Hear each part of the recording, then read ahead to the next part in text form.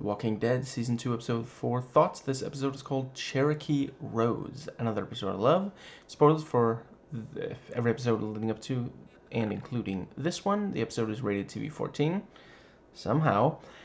So will this video be? Let's dive right in. So, yeah, I really appreciate,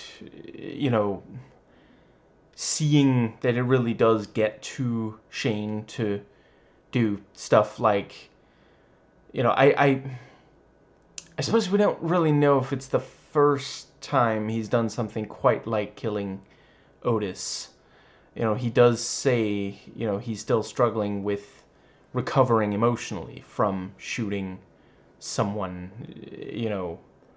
and yeah, these little, brief flashes to it as he's asked to speak, and yeah, because it was essentially a twist ending in the previous episode, so they didn't really have time to explore what it does to him. And yeah, seeing it here was, yeah, really great. Now, let's see, yeah, I liked when, he's talking to Andrea about the gun, and yeah, gets into this thing of, it's not easy to recover from shooting someone, and, she thinks he's talking about walkers. Let's see, and yeah, I like the bit with, once, yeah, the map comes out, and they talk about, okay, now we can actually mount a proper search, and this thing of, what if Sophia has been bitten, and Rick says, we'll have to do what's necessary. So, Shane, if you end up seeing a bitten Sophia, imagine it's Otis, I guess. And yeah, I appreciate we did see some signs that, I suppose it's not 100% certain that it's Sophia, but for sure someone was there. That was a fresh can of fish, and someone had made like a bed inside the cupboard. So yeah, let's see, and yeah, really seriously respect that the show still has not. So yeah, episode 4. So technically, this is the 4th episode where she is missing. She went missing in the season opener.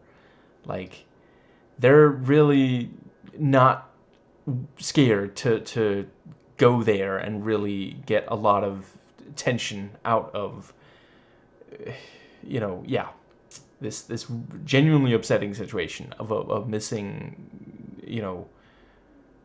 child. Let's see, yeah, I like the thing with, it's also, it's a relief. Like, I knew based on the episode before this one, or I had a very strong feeling based on the end of the episode before this one, but seeing Carl recovering is very heartening. There's a lot of darkness on the show. Every so often that we do get a glimmer of light, in the otherwise pitch black tunnel. Watching the show, it's like playing Blood. Anybody remember Blood, the first person shooter? Maybe just me. But yeah, that one long tunnel.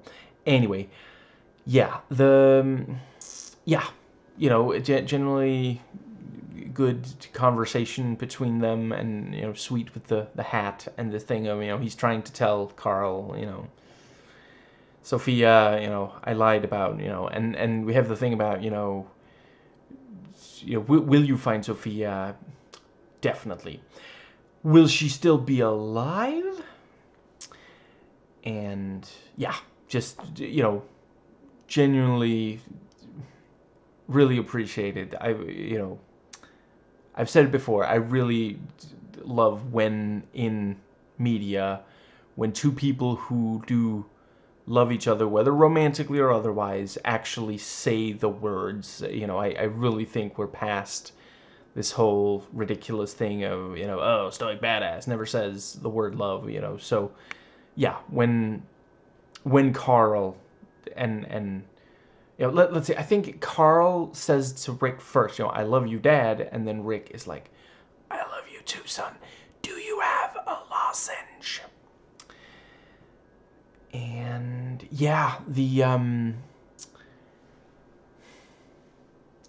there is something else in this episode that I gotta talk about, and you might be wondering, what's it gonna be?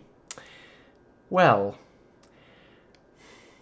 so they start pumping water, and Dale, gets a feeling and walks over to it and looks down, and just in time he manages to smack the, T-Dog was like a fraction of a second away from drinking of the water, and yeah, again, a sweet moment. This thing.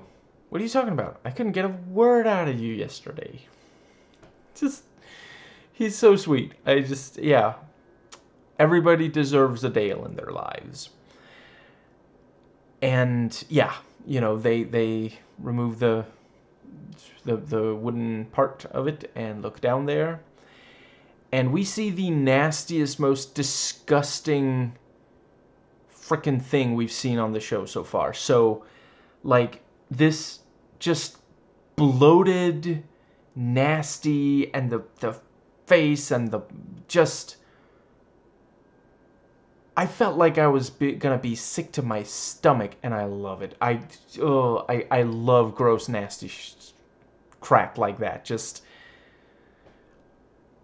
And the whole thing with, well, we can't shoot it, which, like, not long after, oh, sure glad we didn't shoot it. But yeah. How do you get it out of there? And everybody just turns to look at Glenn, which, like, I mean, he is probably the lightest of all of them, but just, yeah. And, yeah, they lower him. And then I'm not, is it I forget what it's called, but the metal thing, like, breaks off, and he gets lowered, and the walker is grabbing at, like, holy crap, like, just, yeah, just, somebody throw him the chainsaw, that's, yeah, and, and he's, kicking and screaming, like, pull me up, pull me up. That was, yeah, poor Glenn. And they do manage to pull him up, and they're like, well, I guess we're not gonna, we need another plan. And he's like, guess again, just... He managed to put the rope around that thing's neck, despite that whole, like, holy crap, just, yeah. And, they managed to pull it most of the way. I appreciate the detail that a horse gets involved, It's quite... It's very impressive what a horse can actually support of weight. So, yeah, and they get it most of the way there, and then it gets stuck. And I appreciate that it's several seconds before the payoff. I feel like we were meant to guess, like, because it's like, are they...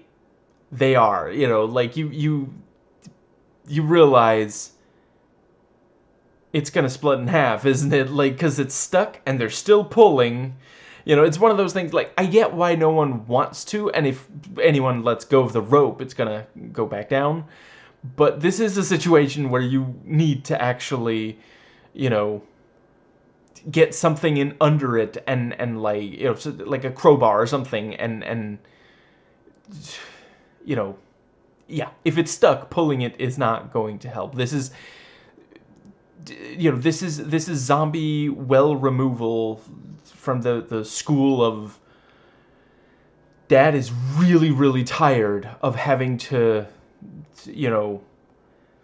manually, slowly, you know, untangle all the Christmas lights, so he's just gonna pull on it, okay? It's not that big a deal.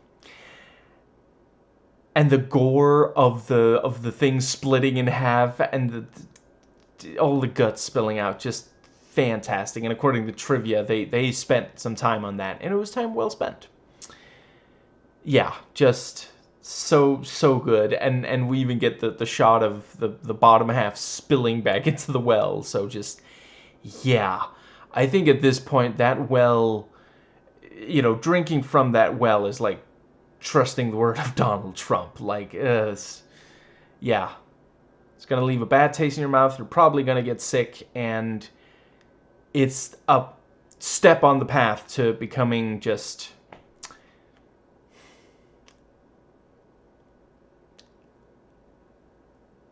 someone who doesn't have full perception of the world around them. Let's go with that. Now, let's see. I think that does. Yeah, very sweet with Daryl and the titular flower, and you know with Carol that was. Yeah, like I really appreciate that he is genuinely capable. Like he can be very hard sometimes, but he does have heart. You know, he didn't have to do that. You know, yeah, I really appreciated that.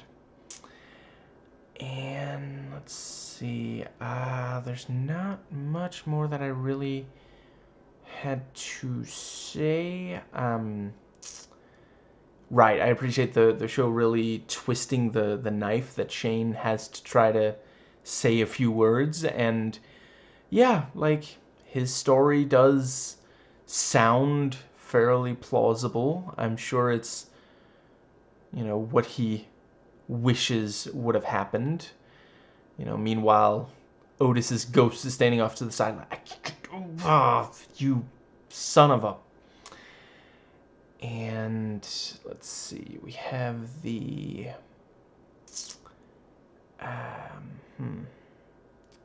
what's the right? Herschel telling Rick, you know, you're gonna have to leave soon. You know, which like I can really appreciate because my mind never really went there, but yeah, I mean, he's not gonna kick them out while the kid is dying. But he never said you can stay here as long as you want. You know, it's yeah. And let's see, what's the other thing that I want to say with that? Yeah, I do appreciate that Rick has got him, you know, he'll consider it at least, not making any promises. And let's see. I suppose that might more or less cover. Yeah, that just leaves the thing of, you know, okay, so you have to go in and get supplies, you know. And I really appreciate how delicate they are when it comes to the feminine hygiene product. You know, at first, like, my mind went to, like, tampon or you know, that sort of thing. But yeah, you know, the what it turns out to be does also make a lot of sense. And yeah, this thing of, you know, oh, Glenn will go with you to, you know, and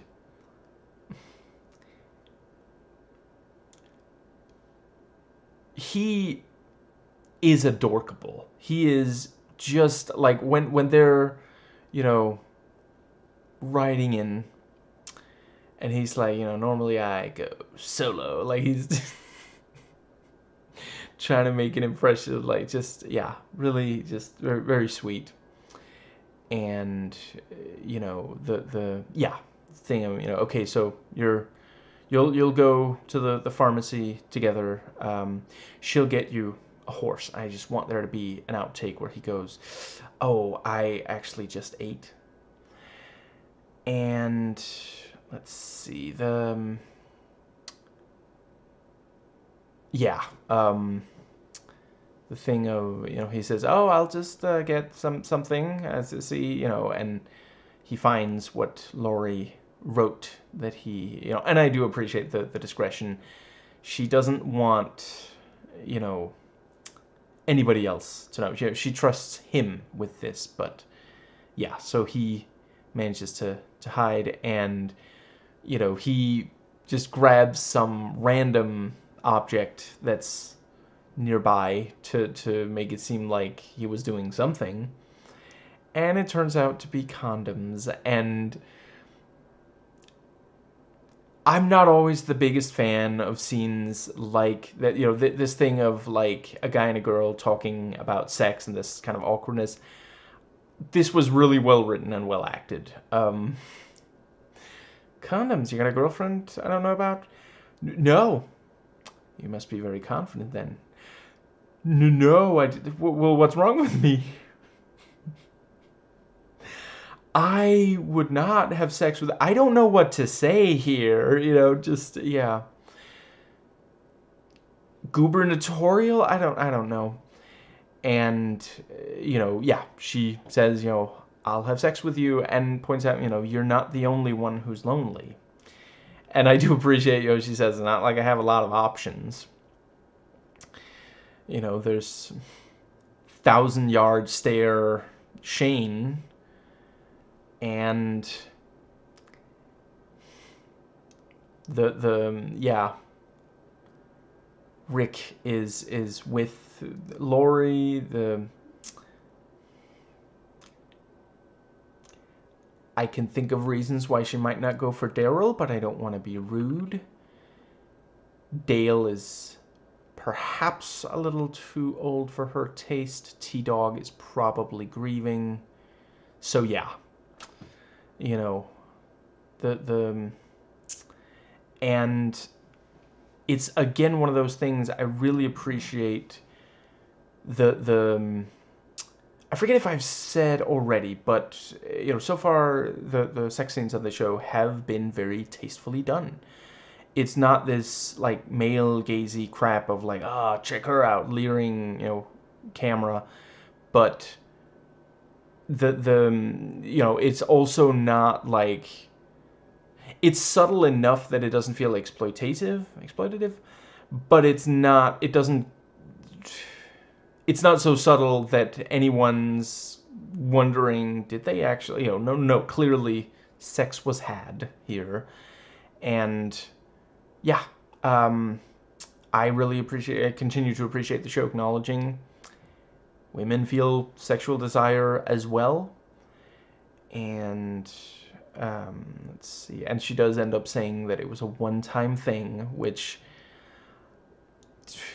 it's one of those things where, like, there are a number of people who think that women are not at all interested, that no woman ever is interested in one-night stands, and it depends on the woman, but yeah, some women are. There's just more stigma, more, social shame around women liking one-night stands than men. And let's see, yeah, one of the things is, well, protection, and Glenn happened to find some.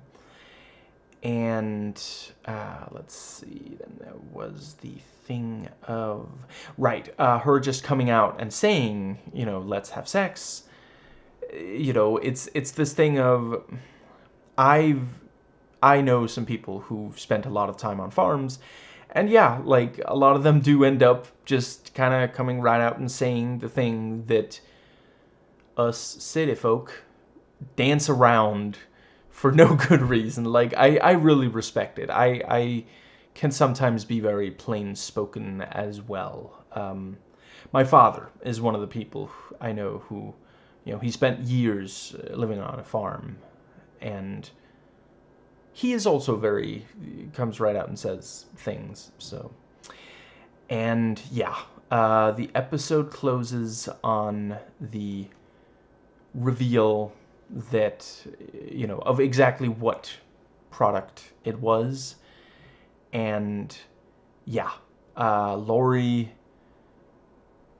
I'm like 99% sure, is pregnant. That's what the little cross means, which is, of course, it's crossed arms, like, oh, really? You're sure you're in a good enough position in your life to be doing whatever?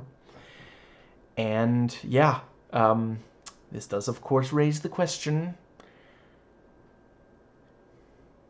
is it Shane or is it Rick? Who is the father? And, that, yeah. And there is, of course, also the issue of, does she want to put more children into this world? Like, it's one thing to, like Carl is, at, and enough of an age that, but this would technically be an abortion. It wouldn't be infanticide if they were able to do something about, which I figure is going to be explored in upcoming episodes if she's going to keep it or not. But yeah, is it Shane's or is it Rick's? I'm not sure exactly how they're going to find out. Short of waiting for the birth, then giving the tiny baby a gun, and then saying, look, it's Otis, and seeing if it, like, immediately fires, like Shane would, or goes, why would I shoot Otis? Like Rick would.